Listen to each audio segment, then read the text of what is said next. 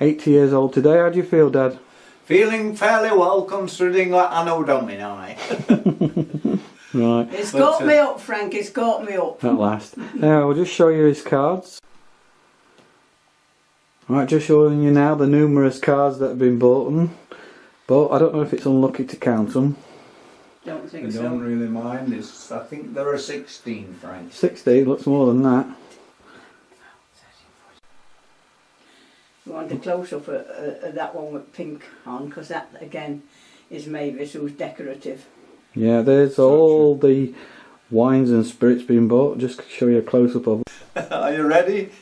Starting off, we've got a wine from a neighbour 2 doors away. That's Ethel and Gordon, our handyman. And here is from our favourite gardener, who Mr. brings the Harvest Festival. He obviously thought it needed a little something to go with it. Well, that's the famous grouse. From David and Mavis, we have a lovely, unusual shaped bottle of port and 2 lovely cut glasses. From Frank and Catherine, we have a Glenfiddich, which I've never seen before. I've seen the triangular bottles of the Glenfiddich, but never a Glenfiddich liqueur. And then, just to make sure I didn't go dry, Mum's given me a sparkling wine from, is it Australia or New Zealand? I forget which. But that New should Zealand, be I think. quite nice. Do you think some It, of of course, was a bargain yesterday at Well, Safeway. I wouldn't think anything else if you bought it, Mum, but do you think that the sort of thing that you might like a spot of the alcohol then? Absolutely. I think they must have been seen. I must have been seen rolling home a time or 2. Or falling home a time or two. Yes. Right, 80th birthday wishes for you from Welsh Wales, our Oriel. And then we get onto the Queen's side and get in the yacht Britannia from Frank and Jean. Mr. Harvest Mr. Festival. Harvest Festival and his wife. And then we go a little bit more religious. We go to Coggeshall, and this is a card sold for the church sent by Sheila. Another one here, which is rather unusual, but this again, it's sea and the land. This is from, again, Welsh Wales. This is Sue and Tom. Rather outstanding, I think. And here's one for the record. Happy birthday, dear Dad. And this is from Dougie, Carol and Rag. Oh, I hope this is taken. That is if you believe it. Did it come by post? Yes. Oh, Yeah. blimey. And it was done very well. It was going to be that Catherine said she was bringing hers up this morning. I should have thought it We was get her. here and we get a happy anniversary. My husband 80 today. We're sharing the occasion as we always have done. So that was a nice birthday card too. And besides having a birthday card, I did say I wanted something to munch. He said the only thing he wanted when I asked him what I could buy him All I was a bit of wanted old was- nut chocolate. Bit of Cadbury's whole nut, and I shall be able to munch this. Have you checked whether it's in date or not? Yes, Yes, yes, we're all right until the 28th of April 02. So But- I think we may have eaten it by then. But May. I had a job to get it. I went to several shops in town. Fruit and nut, yes, but not whole and nut. But that one, when I went, it says some of these things may be out of date. So I did look to see if it was what I And this bought is it. one, a very nice birthday card from my dear daughter and Frank and all the babes. And this is with a world of happiness to someone nice like you. Happy birthday with much love. That's a very nice one. And here again, a little bit unusual, and it should be wonderful in many ways. And this is a very nice one from Joyce, Jeff and the family. They always send one together. And here we are. We've got one which is hand produced by Patricia. Happy birthday on your 80th. Lovely. A lovely little boat, and some work done on that. So it's particularly nice. And again, this is from our next door neighbour, Dorothy and Michael, for you on your birthday. Very nice indeed. It was their son's birthday yesterday. We're one day between. 2018 was. And this is another unusual one really, from Alice. And she's put whoops 80 in gold. And again, this is another very attractive one in my opinion. And this is from Ron. We've got the birds inside and outside. A very nice card.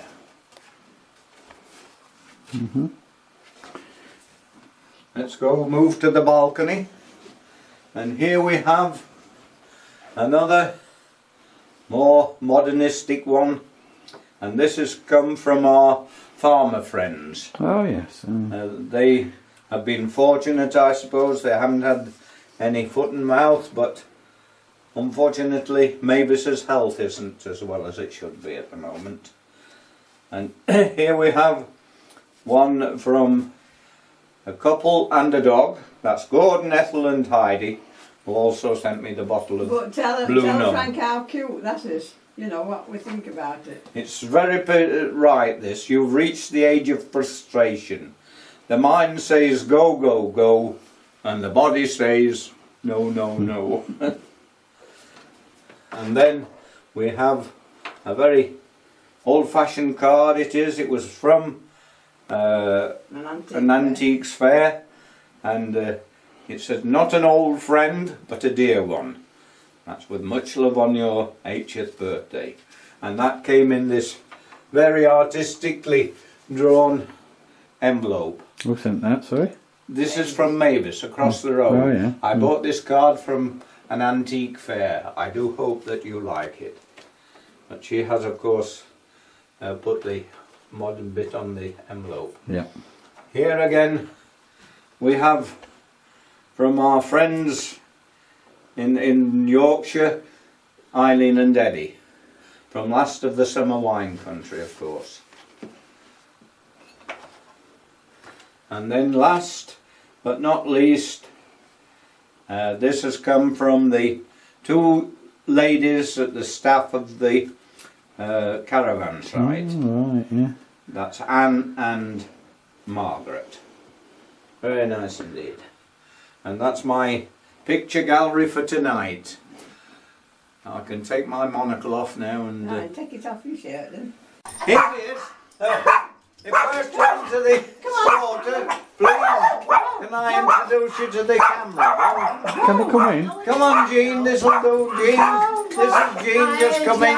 Come on, Bob. We have met before today, actually. Yes, we have. Jean and then our good husband, Frank. You're on candid camera now, Frank. And here's on Marjorie. Sweetheart, I saw you. Lovely to see you again. Thank you very much indeed. This is Percy. These are, oh, lovely. Thank you very much indeed. I'm sorry I didn't post your card. Oh, well, it's here. That's an extra one. Just have to put that on the... This is Mavis from across the road. That's me. And David from across the road. Hi, Ron.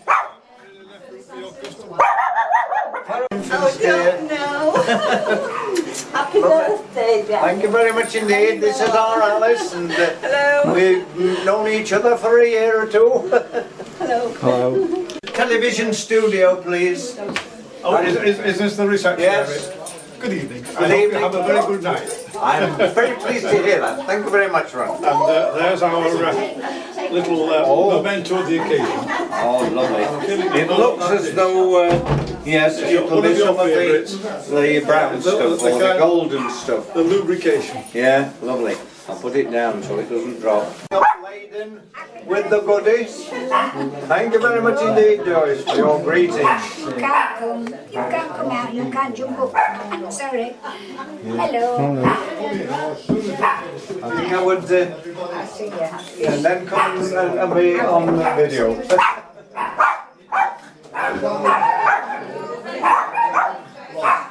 into the parlour and meet the cameraman, Jeff. You're on, you know, what's that? Yeah. Thank you very much indeed, Jeff, lovely. Yeah. Billy friend.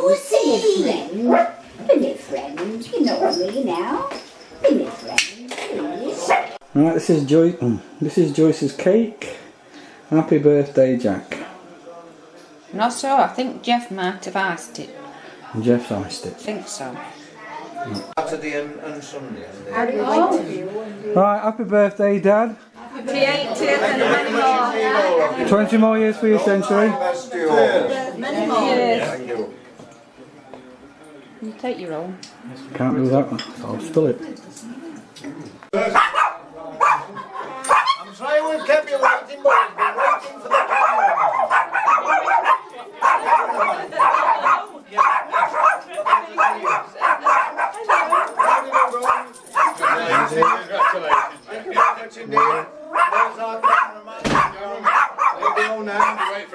Down to Southampton.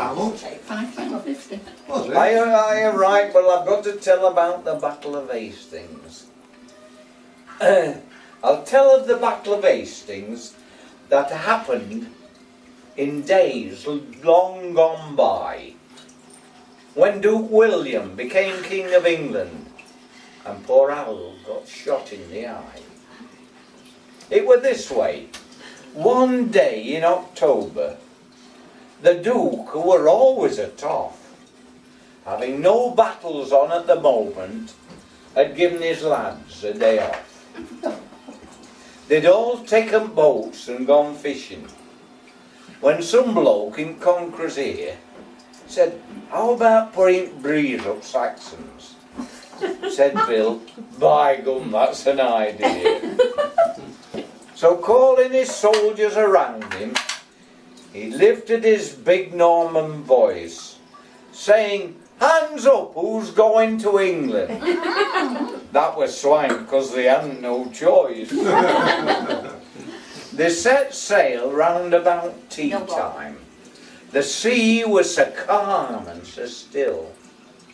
And at 9:45 the next morning, they landed at a place called Bexhill. King Harold, he came down to meet him, his face full of venom and hate. He says, "If you come for Regatta, you've come just 6 weeks too late." But William said, "Wait a minute." Right, go for it. To which William replied, cool but calmful, "Come now, let's have none of your cheek.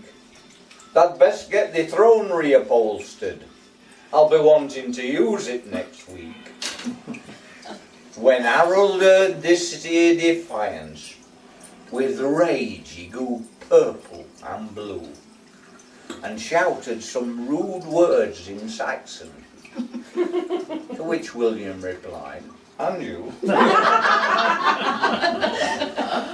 For a beautiful day for a battle, the Normans set off with a will, and when both sides were duly assembled, they tossed for the top of the hill. King Harold, he won the advantage. On the hilltop he took his stand, with his knaves and his cads all around him, on his horse, with his hawk in his hand. The Normans had naught in their favour. Their chances of victory seemed small, for the slope of the ground were against them, and the wind in their faces and all. The kick-off was sharp at 2:30, and as soon as the whistle had went, both sides started banging each other, till swineherds could hear them in Kent. The Saxons had best line of forwards, well armed with both buckler and sword, but Normans had best combination, and by half time nobody scored. So calling his soldiers around him, Bill said, "Let's pretend that we're beat. When we get Saxons down on level, We'll cut off the means and after it, just exactly as William had planned, leaving Harold alone on the hilltop, on his horse, with his oar in his hand. When William had seen what had happened, a bow and an arrow he drew. He went up to Harold and he shot him. He were offside, but what could they do? Then the Normans turned round in a fury and gave back both parry and thrust, till soon it were all over Bart shouting, and you couldn't see Saxons for dust. And when the battle had ended, they found Harold so stately and grand, sitting there with his eye full of arrow, on his horse, with his oar in his hand.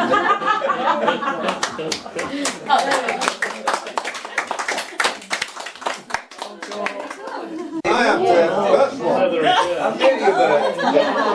You've heard that. We must have thousands of times. Well, it's a long while since. Well, it's you'll get a little bit of the idea as we go along. She did want to do sometimes.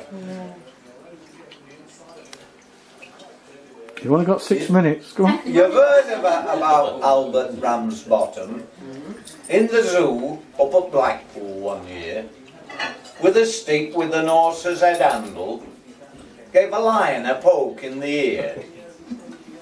The name of the lion was Wallace. The poke in the ear made him wild, and before you could say Bob's your uncle, he'd upped and he swallowed the child. He was sorry the moment he'd done it. With children he'd always been chums. Besides, he'd no teeth in his noddle, and he couldn't chew Albert on gums. He could feel little lad moving inside him as he laid on his bed of dried ferns. And you'd thought it were little lad's birthday. He wished him such happy returns. But Albert kept kicking and fighting, till Wallace arose feeling bad. And he thought it was time he started to stage a comeback for the little lad. With his head down in a corner, on his front paws he started to walk, and he coughed, and he sneezed, and he gargled, till Albert shot out like a cork. Old Wallace felt better directly, and his figure once more became lean. The only difference with Albert was his face and his hands were quite clean. Meanwhile, Mr. and Mrs. Ramsbottom had gone home to tea feeling blue. Ma says, I feel down in the mouth like. I says, I am young Albert does too. Said Mother, it just goes to show you, the future is never revealed. If I'd known we were going to lose him, I'd have not had his boots soled. Let's look on the bright side, said Father. What can't be helped must be endured. Every cloud has a silver lining. At least we did that little lad insured. A knock on the door came that moment, as Father these kind words did speak. 'Twas the man from the Prudential. He called for the tuppence a week. When Father heard who had been knocking, he laughed, and he kept laughing so. The young man said, What's there to laugh at? Passes, you'll laugh and all, when you know. Mother says, excuse him for laughing, but really things happen so strange.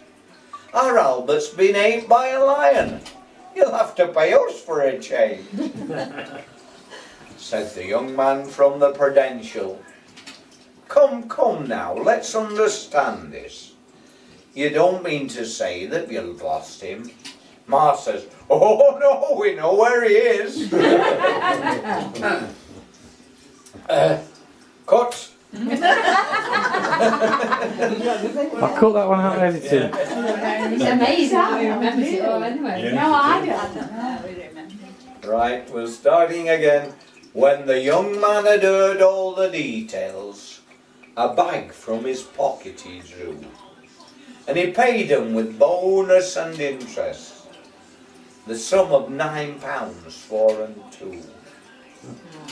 Pa had scarce got his hands on the money when a face at the window they see.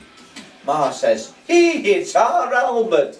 And Pa says, aye, it would be. Young Albert came in all excited and started his story to give. Pa says, I'll never trust lions, not as long as ever I live. Then the young man from the Prudential to pick up his money began. But Pa said, here, wait a minute, don't be in such a hurry, young man. Then giving Albert a shilling, he said, pop off back to zoo. Here's your stick with the horse at handle. Go and see what tigers can do. You just have to